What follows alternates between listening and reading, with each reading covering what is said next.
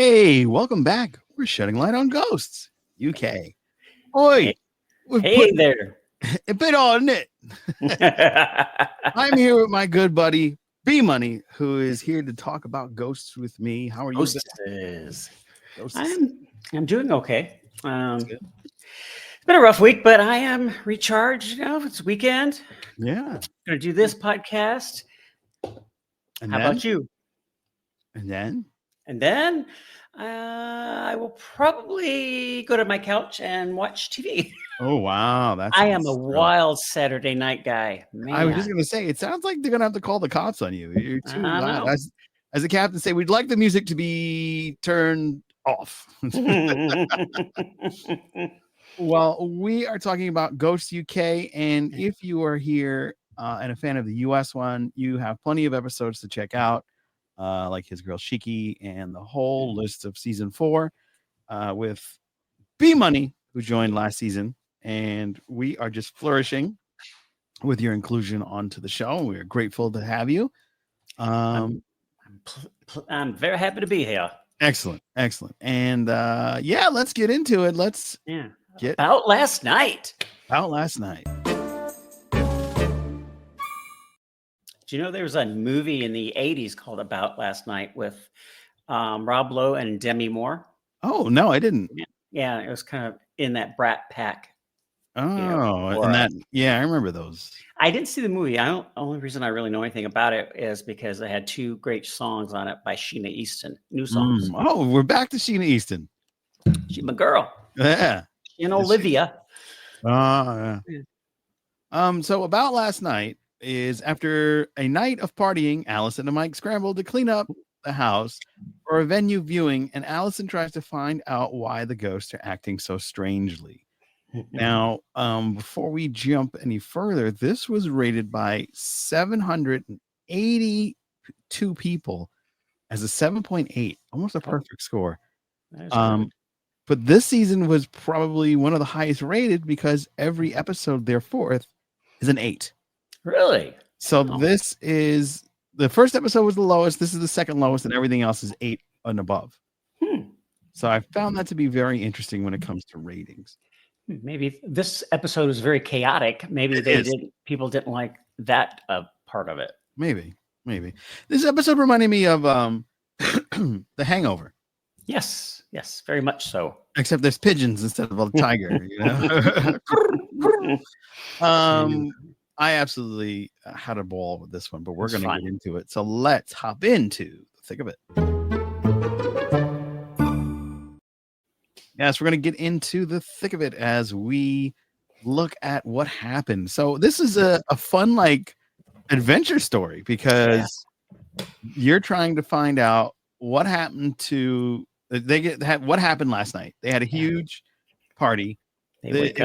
It was wild. They wake up and there's people naked in the house, and oh boy, does Fanny like that? Like the look at her face. She was not pleased. No. And I love the backstory, the B plot with the basement ghosts. I thought it was one of the best uses of them in the series so far. I love trying to figure out which ghost is the regular cast. They were all the regular cast this time. Yeah. This is the one where everybody from the regular cast was a basement ghost except for Mike. Yeah. And Alison, obviously. Okay. Well, didn't Alison play one before, or has she not? I don't think she has. Correct us if we're wrong. Okay. Comment below. Has Alison played a basement ghost? I think I mistaken her in a previous episode as being a basement ghost when it actually is. What's her name? Mary, yes. Yeah. I did. Read my mind. See that. Yeah, no, because I noticed that too. It's like, oh, that's that Alec. Because Mary looked so much better without the other makeup, even with the boils on. It's like, oh, she's not bad. Wait, boils. Yeah. But there is a lot of hilarity that ensues in this because the basement ghosts have an uprising. Oh. So basically, this is an adventure story because aside from us trying to figure out, Alison and Mike trying to figure out how to clean the place. Mostly Alison. How to clean the place up in time for the wedding venue company to come and take a look at the house. But also they're trying to find the dog because one of the funniest moments they have with Thomas is, Alison, good morning. I'm so glad you shared with me those beautiful words that you shared with me last night. And Alice is like, oh God, what did I Yeah, what did I say? say? You said you were like family. Oh yeah, I meant that. You're like family. Yeah. But then later on, yeah, and then it just spirals. yes, the dog. That is an ugly dog. That is. Yeah, But you know. they party too hard. They spill booze on it. The dog plays the piano and gets beat up. They break its leg again, even though it's already gone. This dog has ceased to be. Yes. It's a taxidermy dog. So Yes. before you get upset, Yeah. don't worry. Yeah. I don't think I could watch anything that harms dogs. Especially burns a dog alive. Yeah. Oh yeah, that's right. That's how it ends. It Oh, met a fate. what a fate for the dog. And Fanny wasn't as upset as she thought you were going to be. Yeah, I thought she was gonna lose her top, man. Yeah. She was. So has no one else lived in that house since Fanny died? Yeah, she was the. No. That was a long time ago. No, Allison's cousin. Remember, it was her aunt, her grand aunt that was there. Okay, because it looks like nobody's ever lived there because all of Fanny's stuff's everywhere. Just like in our show on US, it's like it's a sitcom, and Hetty's stuff is still there, but multiple people would have had at least one generation or two would have been there, and I can't see them keeping all of the stuff of someone who died, 100 years ago, or 50 years ago, 70 years ago, or something. I mean, I don't know. So Fanny was a robber baron. Fanny. They in our U.S. version, Hetty was a robber baron's wife. Right. So robber barons were like the 1920s. So I could see a grandma, up until like her age. I would say she's maybe because people age differently. So she was probably like 30 when because she died in 1885. I think she said. Oh, she died in 18. Oh, yeah. So I could see 1885. So a generation. It was a robber baron era. So I could see her kid going. It was her son, but her son went into the 20s. Oh, so her son could be live until the 20s because we know her son met Roberta, and that was in the 1920s. Yeah, but on that, in an episode prior to that, in prior season, when it was the family business where Freddie was there, and she was getting into his personal life, and Hetty didn't like that. She said her children. She had to watch her children. Oh, so I'm wondering if they just decided to, forget that she ever said that she had more than one child, because now that's the way it's going. Because she made a comment in a more recent episode where she said, in 1874 or whatever, I saw my son once. Yeah. So I think maybe they just either forgot that they had that in the episode, that she has more than one child, and just want to go on with one, because nobody probably remembered that but me. No, I'm sure other people do. A lot of people love this show, especially our good buddies in the Sucked Off Worldwide. We know you're watching. We love you. And we've got some fun stuff that they shared with us, including a new released ghost location, but we'll get into that later in the future. In our the wrap. But this episode, looking all over the place for the dog. She's like having these flashbacks of last night because she was so hammered. But as that's going on, the basement ghosts want to kick out one of their own, because as the guy was going down in the basement, the curator, he discovers that, oh wow, yeah, it looks like they brought a blanket with a flea in it, and you get one in there, you get $1 million, and that's it. Everybody's plagued and dead. Yeah, we got a flashback for the basement ghosts, which I thought was awesome. I hope we get one for our basement ghosts. Well, if they go with what Joe had said about they want to do one with Nancy, so I think we might get one, at least something. I thought I thought the cutbacks to the last night were done really well. The cut in and going back and forth, and where something happening to her present, they would automatically flash back to something similar. Yeah, it triggers a goal. Yeah, that's a good great point. job. And the dancing cracked me up. Thomas going. He's dancing like it's, back whenever he lived to this rock music, Yeah, and he was getting down, funny. though. He was. And then you've got the Arrow guy again. What's his name?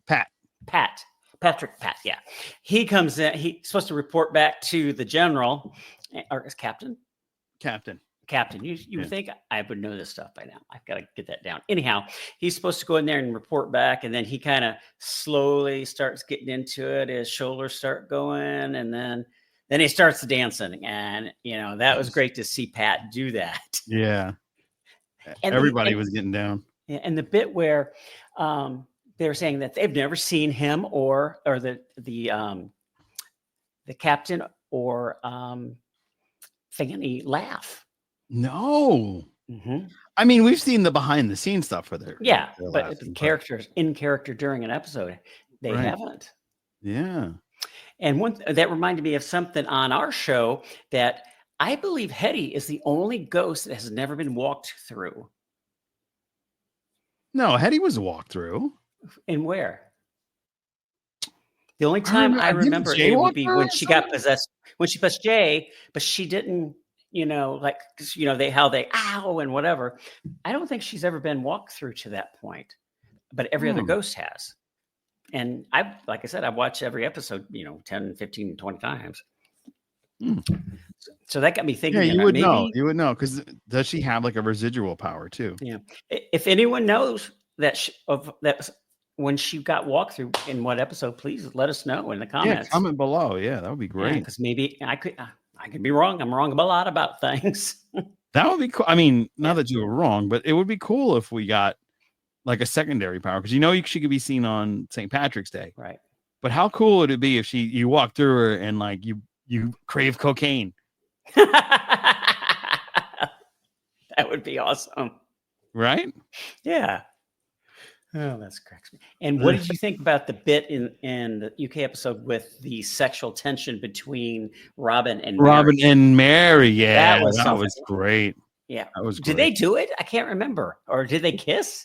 Because we didn't see it, but it kind of felt like they were when Robin's eyes was going back in his head, like he was. Yeah. Oh, lost you again.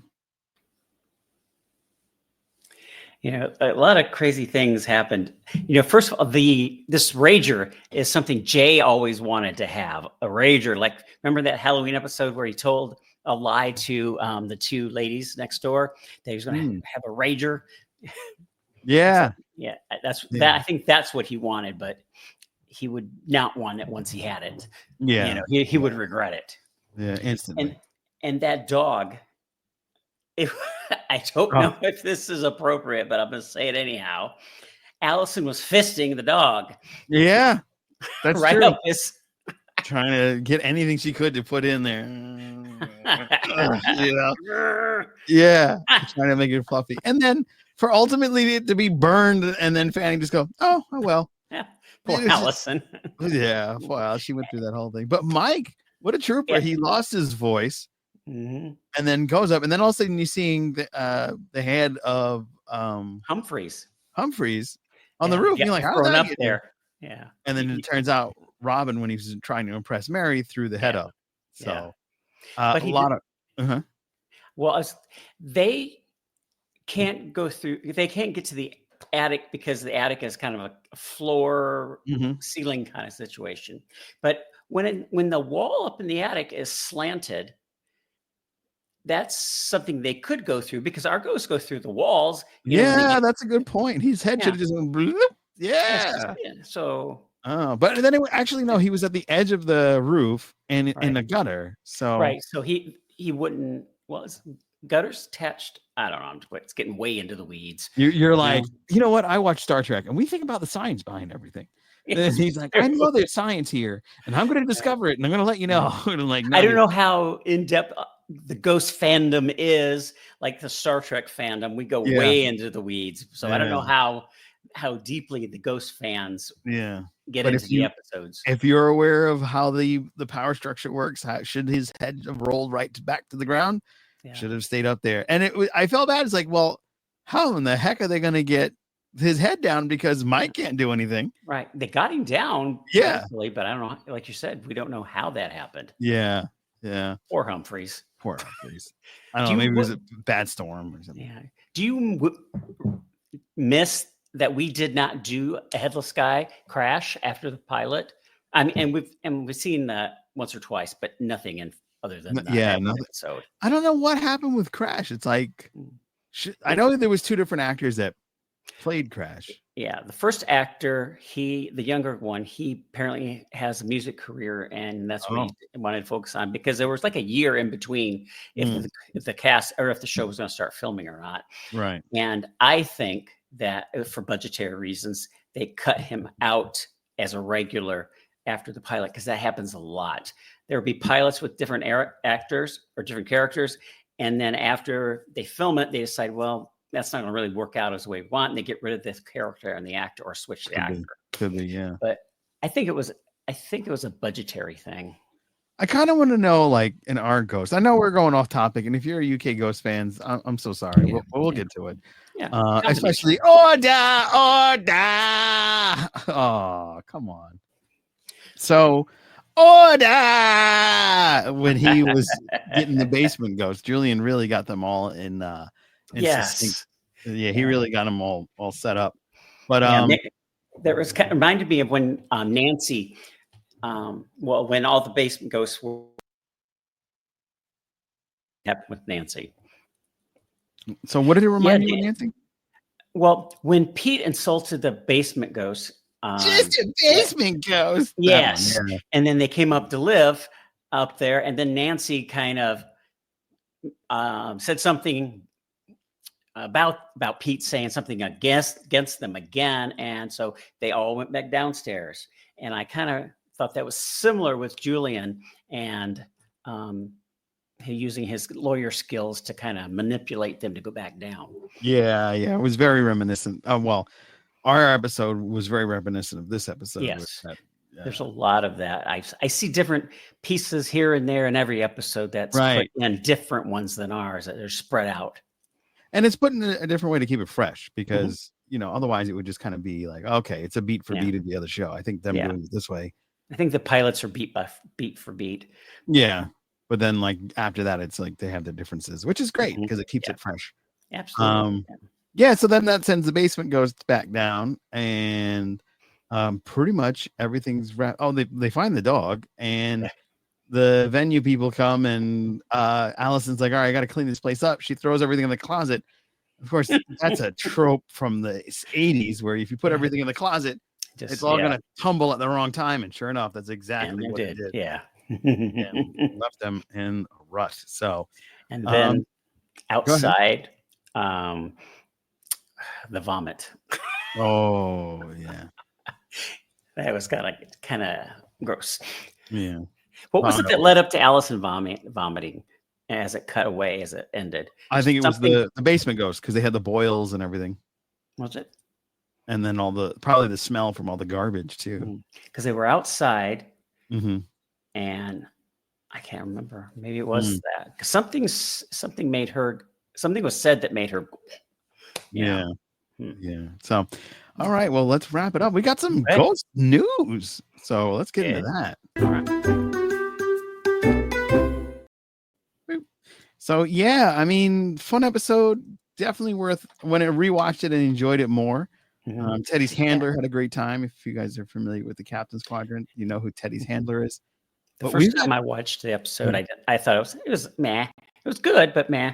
Then I watched the second time, like, this is really good. Yeah, it's a fun one, especially if you're a big fan of the original Hangover. This is like that. Yeah. But we got ghost news, friends. We've got expanding countries, baby. Yeah. The ghost, our good friend Ariza Desu from Greece. Hello from Greece. Hello. Where the new TV season from coming September will be brought to the Greek audience, the Greek version of Ghosts.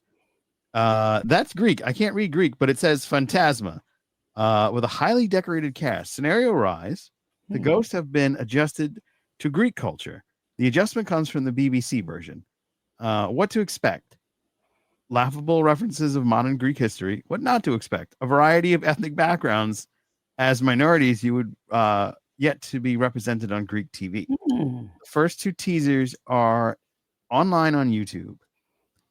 So that's cool. Thanks for letting me share that as Ariza. And also they have a release date. It's going to be September 2025 for the Australia Ghosts. Nice. So back to back. And thank you, Brian, for that. So back to back news and Ghosts. Ghost is taking over the world. Yeah, baby. That's right. I never knew that about Greek TV, that they have not done anything other to have minorities or. Yeah, that's wild. That caught me off guard there. Yeah, me too. Because like if you, I'm going to pull it back up again. But if you look, I zoomed in and I'm like, yeah, there's nobody's not Greek, you know? And then even the modern day couple, both of them are very Greek. Yeah. So, usually one of them, usually the husband is, of different minority. Yeah. So that was interesting. Disappointing, but interesting. I'm sure it'll be good. Yeah, I'm sure it's going to be fun. I mean, who knows? Maybe it's a Trump thing. They're kissing up to Trump. Maybe they can get him to go to Greece, and then we don't have to deal with him anymore. I wonder how many episodes these are going to have. I don't really know. I don't really know much about global television. I have a friend in Australia. I can ask him. He's a good friend, Jason Hatswell. You can catch him over on the Talking Tubi TV podcast over on YouTube. It's a fun one. It's where he goes and he finds his favorite shoot 'em ups or wild adventure stories on Tubi, which is a free. I love Tubi. Yeah, and he's got some gems, man. I look forward to watching that. So you should too. And of course, go check out the Captain's Quadrant.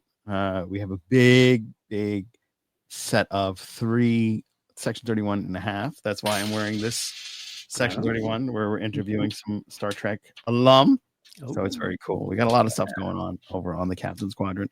Anyway, yeah, I can ask him and see what there is. I would assume that most other countries follow the British manner of filming, where it's like you get 6 or 7 episodes per series instead of seasons. But I don't know. I do know. Actually, I know somebody who's Greek too. I can ask her. Oh wow! One of my friends is a Greek woman who was a model at one of my old companies. So I will hit her up and see. Back when the television really started back in the early 50s, from the early 50s until I'd say 1965, they did like 39 episodes a season here in the US. Then they slowly did 30, then 22. And now it's 10. Yeah. If we're lucky. Yeah. But on network TV, the broadcast over the air, they're still doing the old 22 to 26 episodes. At least. Okay. That's good. It's funny if you look at the TV ratings, for a show back before all of the streaming, you had like 30 million people watching the number one show. And now the number one show on over the air network is lucky if it gets, 7 million. Wow. Yeah. That's because of streaming. Streaming's really disrupted the whole world, Yeah, network TV is not like it was used to be. Yeah. Which is a shame because I love network television. Yeah. Well, that's going to wrap it up for this episode of Ghosts. We hope that you join us next week as we dive into the next episode of Ghosts, which is called The Ghosts of Christmas. So I'm going to leave it to you to close us out, B-Money. Hey, everybody, you have a fantastic, hauntingly good Saturday night. Bye. Bye.